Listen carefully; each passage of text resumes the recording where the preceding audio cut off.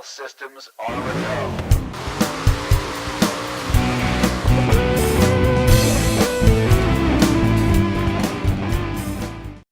Hello, this is Mad Dragon, and today I want to show off something I've been working on. I wanted to recreate a car in automation that you usually don't get to see, and that car is the 1963 Hawk GT. I tried my best to recreate the car in the game, and I'll be attempting to drive it after I export it to BeamNG Drive.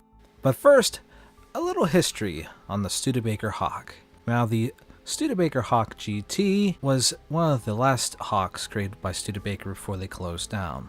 The car was highly customizable, some coming with options of a 3-speed automatic or a 3-speed or a 4-speed manual, some in having an early version of a limited slip differential. But the big option was the engine. The smallest option was a mild inline 6 that put down 112 horsepower.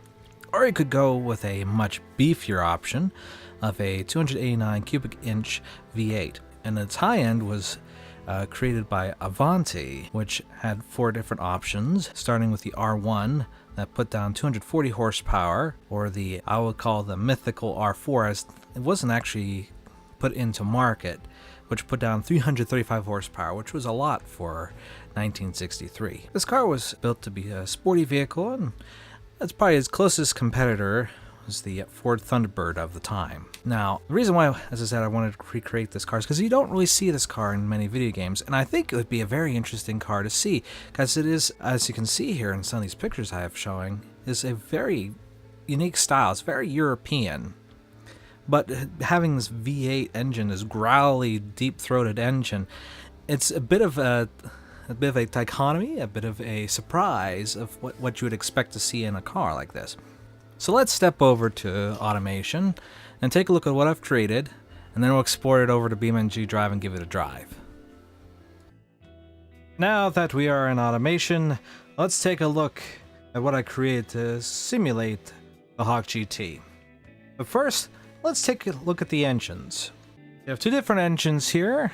We have the inline 6 and the Studebaker Avanti, which is a V8. Now, I was using numbers from a website called carnut.com to create these different engines. So let's take a closer look first at the inline 6. Okay, and here we are with the inline 6. The actual engine has a 170 cubic inch size. It's a 3 by 4 inch stroke bore, and it's a single barrel carburetor. The real engine puts up 112 horsepower at 4,500 RPMs and 154 foot-pounds of torque at 2,000 RPMs. As you can see here, my engine is a little bit underpowered when it comes to the horsepower, but I got the torque about bang on. Mine, of course, as you see there, is 100 horsepower and 154 foot-pounds of torque. It's a nice little engine. I mean, it is an inline 6, so it has it's a bit of a sportiness to it. I mean, since it is inline. But let's see how it sounds.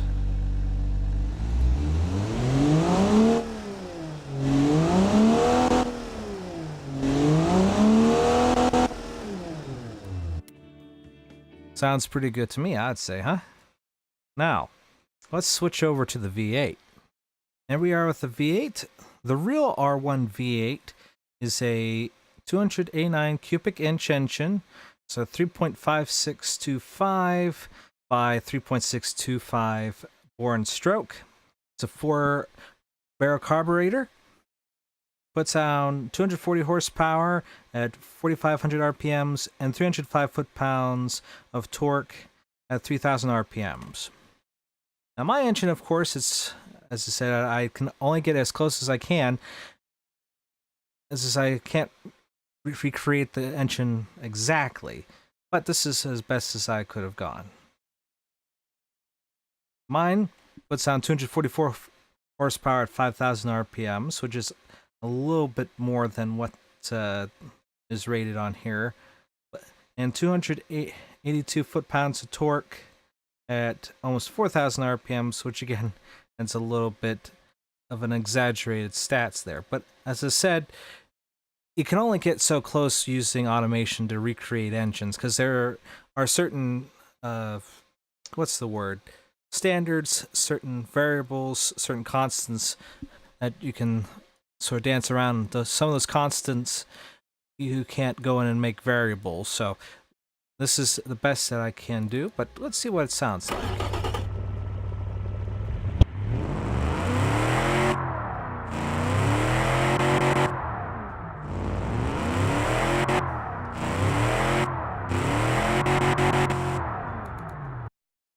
I think that sounds pretty good myself.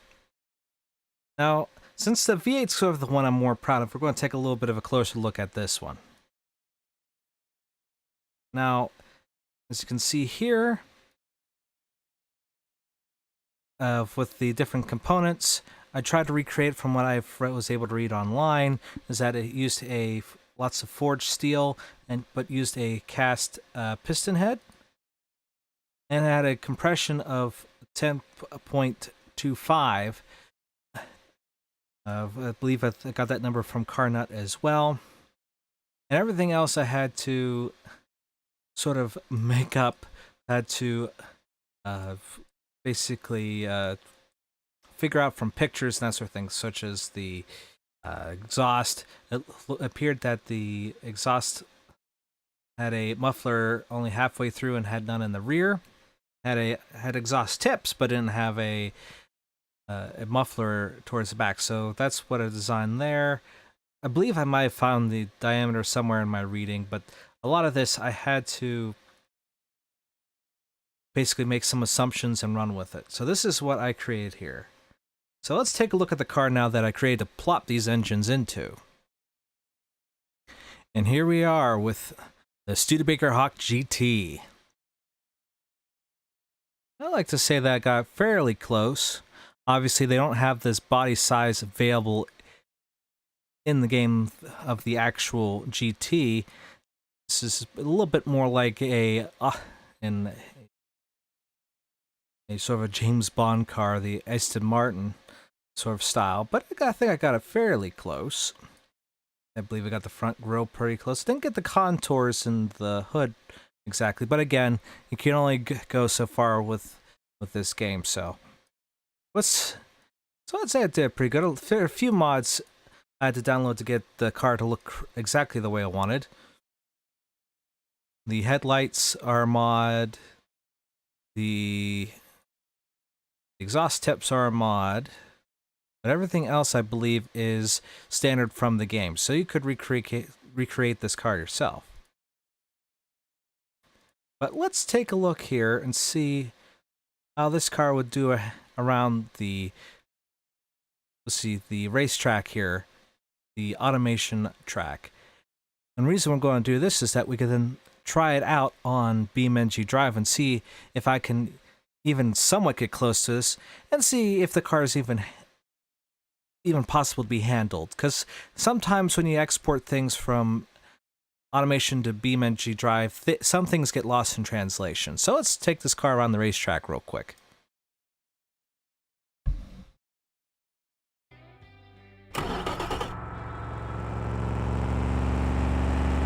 Bit of a slow start there, but okay, kicking off there, keeping it 1 time. There's alright, a little bit of a squealing wheels there going through the Evertson S's. And here we come down the finish line. And there we go. At 2 minutes 41 seconds, 0.83. That is the time to beat over in BeamNG Drive. So I've already exported the cars. Now let's switch over to BeamNG and see how it drives, and then drive it around the racetrack and see how fast we can make it go. And here we are with our car, Studebaker Hawk, ready to test driven here. I think it comes out pretty well. Looks pretty good here in BeamNG Drive. This seems to be rendered pretty well. It sounds pretty good too, I have to say. Yeah. Nice rumble there.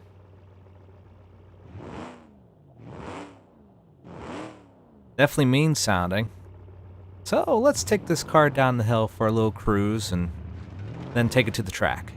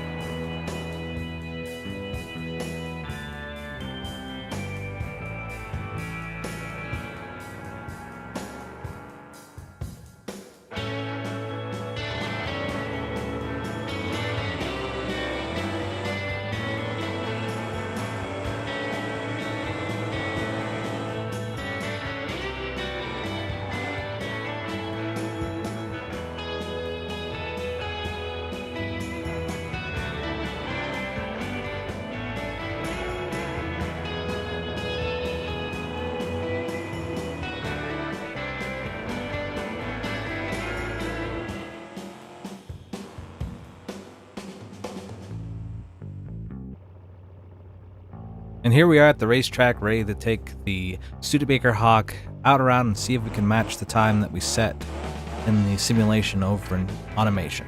So here we go. And we're off the line. Oh, geez, it's wiggling a little bit in the back there, a little bit of grip loss there, and overdriven the curve a little bit. Ooh. All right, that looked like it hurt pretty good there, jostling the suspension and everything else around a bit. Alright, now we're going around the long bend here. That back end just keeps wanting to let go. Alright, going to keep hauling here. Okay, it's still accelerating here. Got a decent amount of speed there. Boy, does that back end just not have any grip at all. It just wants to slide around. As I said, it's what I've designed here was to the best of my ability. I'm sure if I shared this with someone else, they probably could get this car to control a little bit better, but I just want to see what I was capable of doing here with the design that I made. Alright, now we go around the corner. Oh, jeez. Yeah, that wasn't a good turn. Alright, no, good. Now we're pulling off to the side here. Well, we'll see if I can make it to the end here. It's going to be a rough ride, that's for sure. We're still accelerating, though. Let's see what kind of speeds we can hit. About 110, 113, 14, 15, 16, 18, 120 miles an hour before the turn. Ooh, okay, we're getting... Ooh, boy.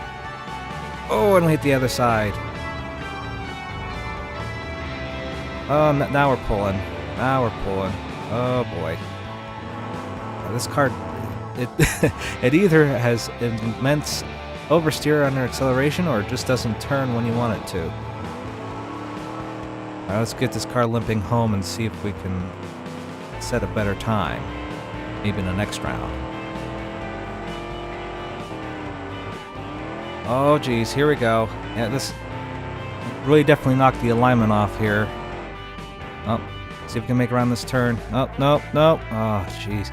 Yeah, knocking the alignment off has definitely done wonders for the drivability of this vehicle. And okay, we're coming around the last turn. Okay, we've got to run towards the line here. Let's set a decent time here for at least to start out with.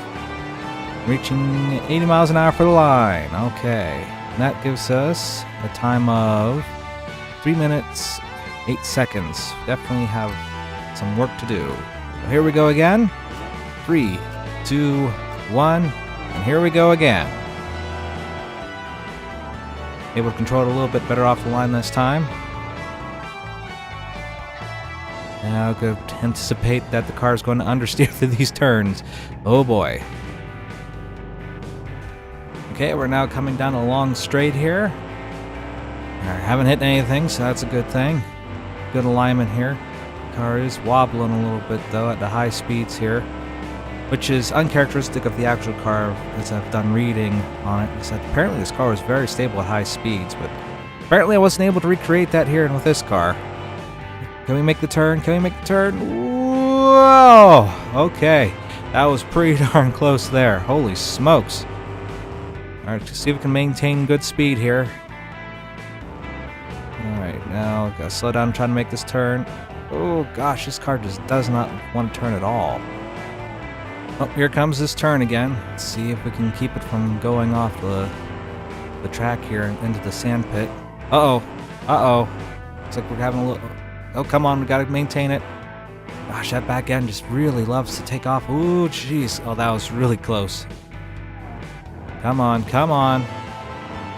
Oh, jeez, man, this car... I said the real car should be a lot more controllable than this, which, again, is why I want a professional to remake this car in a video game, because I think it'd be a very interesting car to drive, to be able to experience. Okay, we're coming up on the last turn here. Oh, okay. A little bit of a understeer through that corner. Alright, now we're coming down the last bit here. Now we're running down to the line. Alright, come on, let's set a good time here. I think it's going to be a bit better than last time. Come on, come on. And cross the line. And our final time is 3 minutes, 6 seconds, .065. Which is better, but still... we still got lots to do, so here's the last chance to set a good time.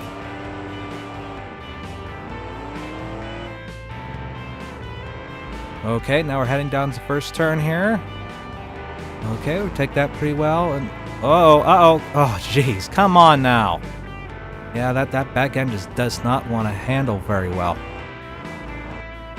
Okay, we're going around the carousel. That back end, gotta keep it under control. Oh, jeez, come on. Oh, no. Oh, jeez. No, that's that's not going to help my time at all. All right, see if we can make up a little time here going down this back here. Keep it under control. Keep it under the hat. All right, it's roaring down pretty loud here. All right, see if we can make it. Oh, no. Come on. Come on. Come on. There we go. Oh, no. Oh. Well, that's that run done. If we can limp around the corner here at least. Not really, no. Ah, man. So close, so close. We almost had that there, but the back end decided to snap out. Okay, we're approaching the final turn here. Limping around the corner here. The front end is totally knocked offline, that's for sure. If you can at least get to 80 down at the line here. Definitely not looking good. Oh man, we just cracked 80. Amazing. Alright. And that is a final time of 3 minutes, 9 seconds, .644. And so, after 3 attempts, the best time I could muster was 3 minutes, 6 seconds, .065. While the automation simulation guesses the car that can run 15 seconds, actually about 20 seconds faster at 2 minutes, 41 seconds, .83. So I definitely have some work to be done to make this car a little bit better to drive, a little bit closer to what the actual vehicle probably drives like. As I said though, it doesn't change the fact that I want to see this car appear in some games like Forza or Gran Turismo or something along those lines, because I think it's a really great car and I wish I could see more of it. And I wish I'd be able to drive one, at least in the game, as the cars are, in modern day, are pretty hard to find. So, after all that, as I said, definitely have some work to be done. So what I'm going to do is I'm going to post the car file, into the description so that you can try recreating the car yourself and maybe do a little better job than I could. So I'd like to thank you all for watching, and I don't know if I'm going to be doing any more videos like this, because I can tell you this one took a long time for me to get right. So, again, I thank you very much, all of you, for watching, and I hope to see you again in the future. Bye-bye now.